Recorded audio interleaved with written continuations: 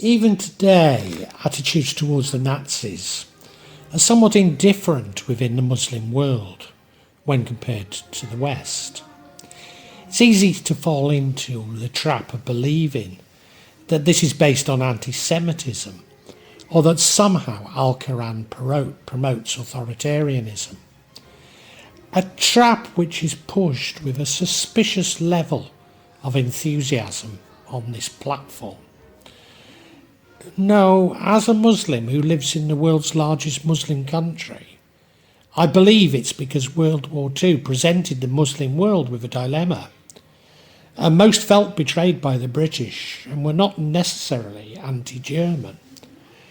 Whilst fascism and Nazism is now portrayed as evil, at the time many Muslims simply saw it as another Western doctrine, competing with the seemingly similar liberalism.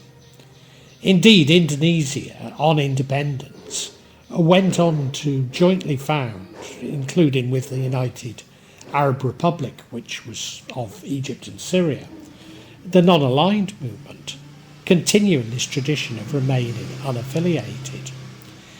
In fact, I very much doubt if attitudes within Indonesia are any different to those of its Southeast, East and South Asian neighbours. Thus we can conclude that this indifference, we cannot conclude that this indifference is due to religion, and certainly not that the swastika holds a religious significance across the region.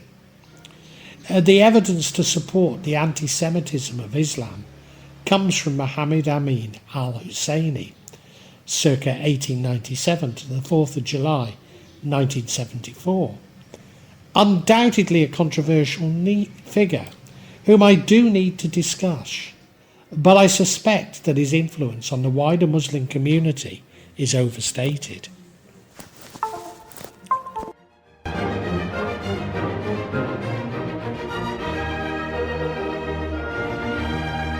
Husseini was born in Jerusalem in 1897.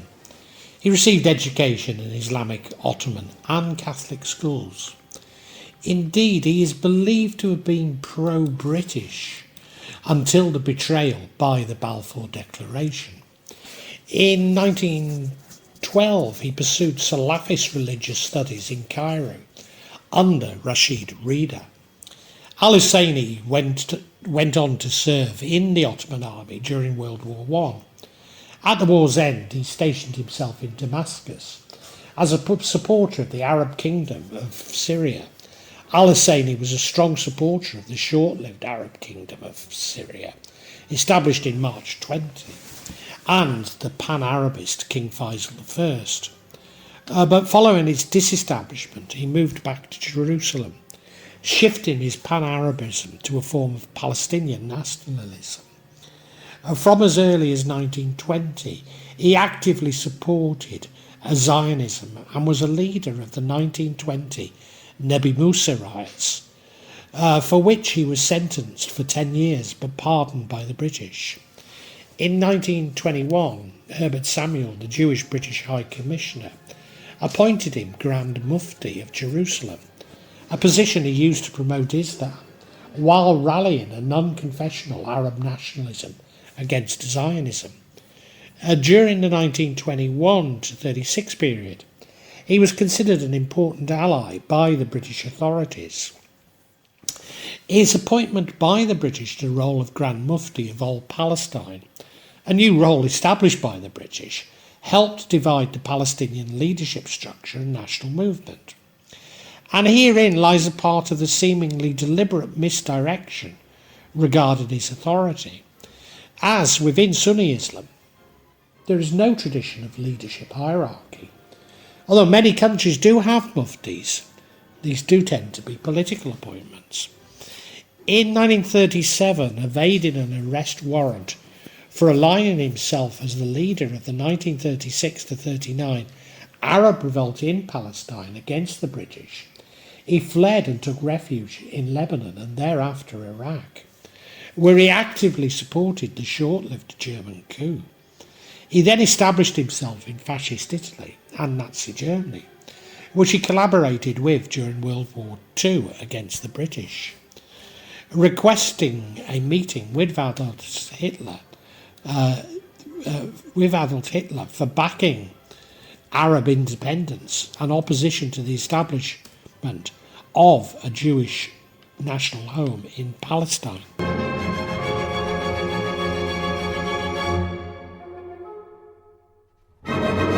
The Nazis generally regarded the Arabs with contempt.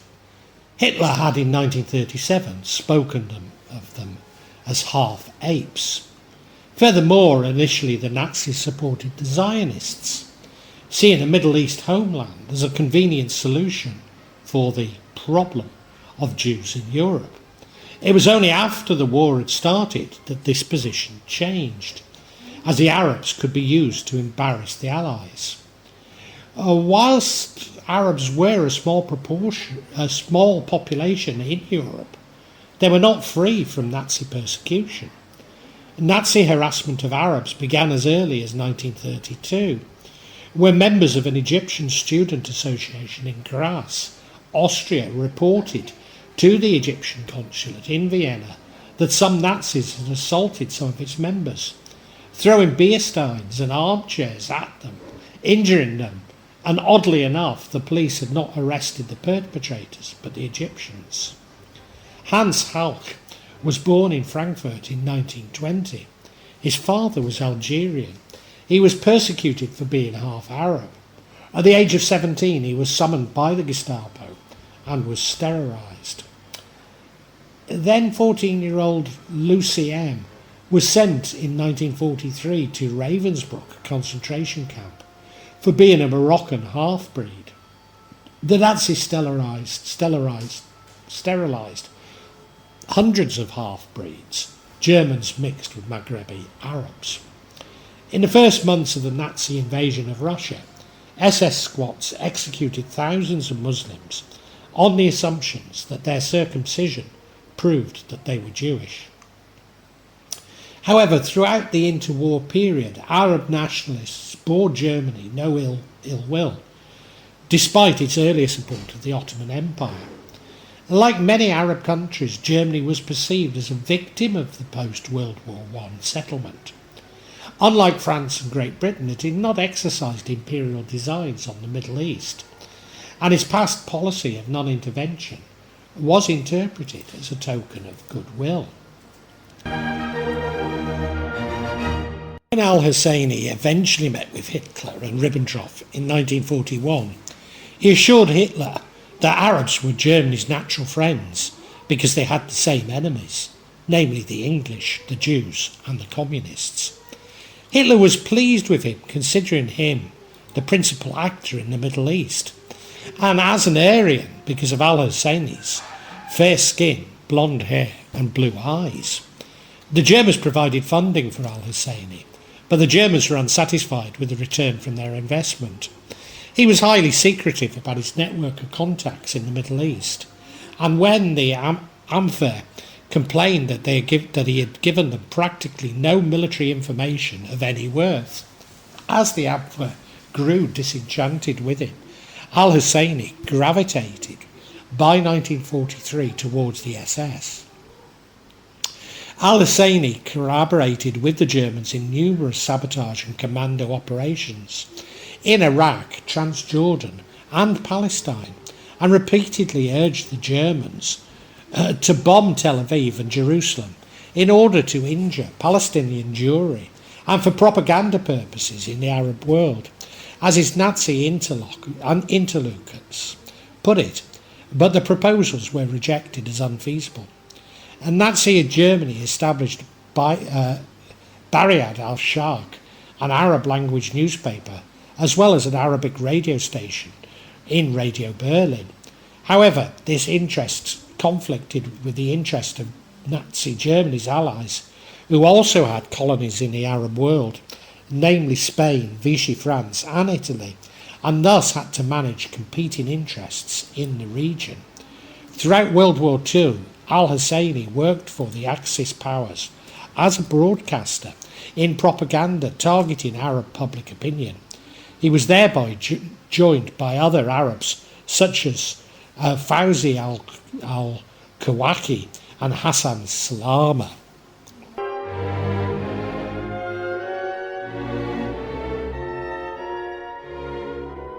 As early as 1941, the Wehrmacht distributed the military handbook, Islam, to train its soldiers to behave correctly towards Muslim populations. On the Eastern Front, the Nazi occupiers ordered the rebuilding of mosques, prayer halls and madrasas, previously destroyed by Moscow, and the re-establishment of religious rituals and celebrations in order to undermine Soviet rule. Amongst the Nazi leadership, the greatest interest in the idea of creating Muslim units under German command was shown by Heinrich Himmler, who viewed the Islamic world as a potential ally against the British Empire. From 1941 onwards, the Nazi Wehrmacht army and the paramilitary SS recruited hundreds of thousands of Muslims, mainly to serve German blood. Muslim soldiers fought on all fronts. German army officials granted these recruits a wide range of religious concessions, even lifting the ban on ritual slaughter, a practice that had been prohibited for anti-Semitic reasons by Hitler's law for the protection of animals of 1933. The Free Arabian Legion recruited many Arabs, especially Iraqis, following the coup, fighting in the Caucasus and Tunisia, where some locals were also recruited. In Soviet Crimea, for example, some 20,000 Tatar Muslims joined the German ranks as volunteers, despite not recruiting enough to form their own battalion. In 1944, a Tatar SS division was formed. From Central Asia, especially Turkestan, alone, as high as 297,000 Muslims joined German divisions from captured Soviet troops. It would seem that many of these also later deserted and rejoined the Soviets or the partisans, although certainly there was nationalist discontent in the Caucasus.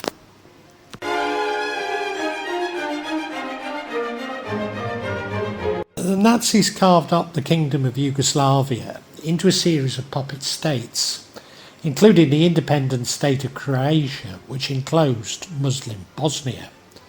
The Yugoslav states fueled already fragile ethnic tensions within the Balkans.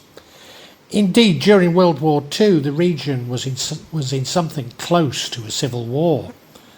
Bosnian Muslims lost around 85,000 from a genocidal Chetnik ethnic cleansing operations.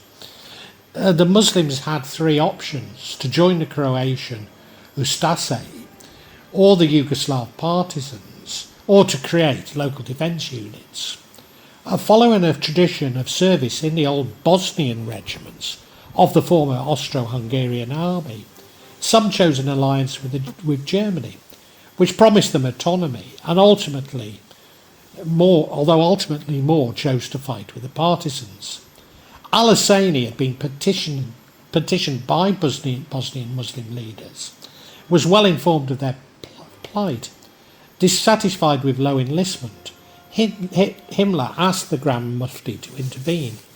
Bosnian Muslims were recruited into what became the 13th Waffen Mounted Division of the SS, known as the Handschar, the first non-German SS division. And members of the 13th Waffen Mountain Division wore fezzes emblazoned with Nazi insignia, a contradictory mix of Middle Eastern culture and white nationalism. Al-Husseini negotiated and made several requests, mostly ignored by the SS, and conducted several visits to the area. His speeches and charismatic authority proved instrumental in improving enlistment, notably. 23,200 Bosnians were recruited initially. Al-Husseini asked the Muslim divisional operations be restricted to the defence of the Muslim heartland of Bosnia, that participants be amnestied if they laid down their arms, partisans be amnestied if they laid down their arms, that the civilian population not be subjected to vexations by troops, that assistance be offered to innocents injured by operations, and that harsh measures like deportations, confiscation of goods, or executions be governed in accordance with the rule of law. The Handschar earned a reputation for brutality in ridding northeastern Bosnia of Serbs and partisans, meaning that local Muslims observing the violence were driven to go over to the communist partisans. Once deployed outside Bosnia, and as the fortunes of war turned, mass defections and desertions took place, and the Volksdeutsch were redrafted to replace the losses. Indeed, early on there was a mass mutiny in France, where they had been sent for training, but were getting news of Czechnik atrocities in Bosnia, although there is a suggestion this was instigated by partisan infiltrators. In the 23rd Waffen Mountain Division, the SS Kama, or the 2nd Croatian, was a German mounted infantry division of the Waffen-SS, the armed wing of the German Nazi Party that served alongside but was never formally part of the Wehrmacht during World War II. The division was composed of German officers and Bosnian Muslim soldiers. Formed on the 19th of June 1944, it was built around a cadre from the 13th Waffen Mountain Division of the SS Handschar, 1st Croatian, following the mutiny, but did not reach its full strength and never saw action as a formation. Furthermore, there are numerous stories of Bosnian Muslims hiding Jewish residents from the Nazis. As maybe one of the small number of people who has visited Bosnia and worked with their government, I can attest to their great generosity and somewhat impenetrable ethnic politics.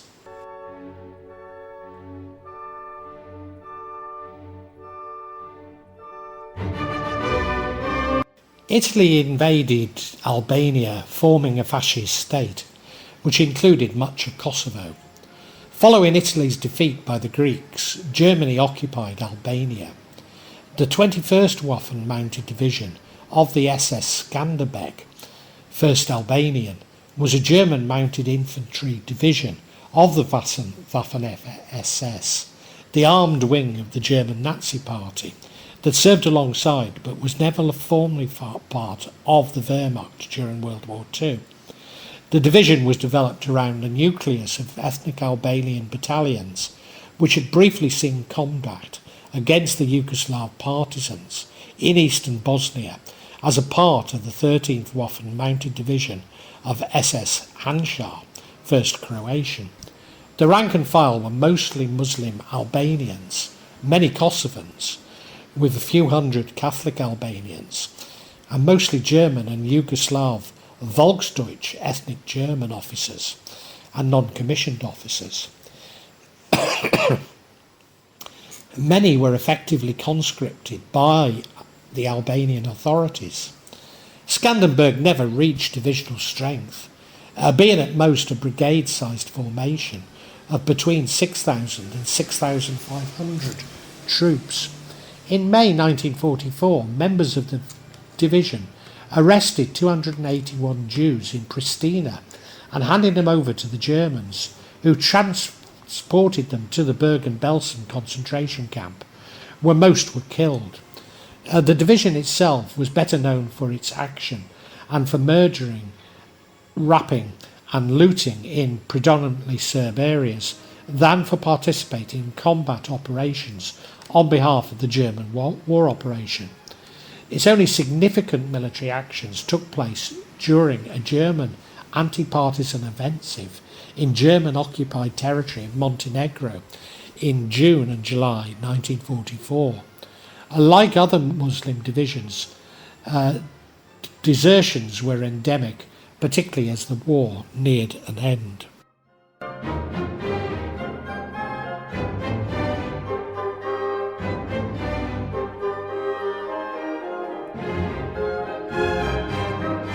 At the end of the war, Al-Husseini came under French protection and then sought refuge in Cairo. In the lead-up to the 1948 Palestine War, al-Husseini opposed both the 1947 UN partition plan and Jordan's plan to annex the West Bank. Failing to gain military command of the Arab League's Arab Liberation Army, al-Husseini built his own mission, the Holy War Army. In September 1948, he participated in the establishment of an all-Palestine government in Egypt-ruled Gaza, but this government won limited recognition and was eventually dissolved by Egypt in 1959. At the end of the war and the 1948 Palestinian expulsion and flight, his claims to leadership were discredited, and he was eventually sidelined by the establishment of the Palestine Liberation Organization in 1964. He died in Beirut, Lebanon in July 1974.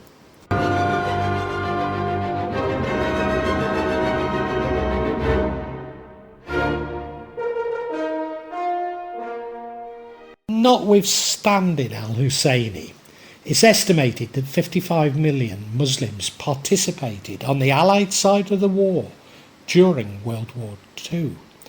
Nearly 1.5 million Muslims were killed in action. By World War II, the British Indian Army had grown significantly to 2.5 million. Of this, approximately 1 million were Muslims. Muslims, mainly from India and African countries, fought on three continents and played a decisive role in Britain's first major land victory against Nazi Germany in North Africa. They also fought in Somalia, Abyssinia and Madagascar.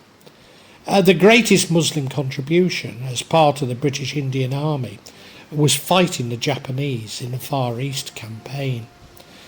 Between 9,000 and 12,000 Palestinians fought for Britain in World War II in Egypt and Mesopotamia, as did 1,500 soldiers from the Arab Legion, which was from Jordan. As I've indicated, the idea of Islamofascism is very recent, and one has to suspect its promotion for ulterior motives. In the main, fascism, and especially Nazism and Islam, are diametrically opposed.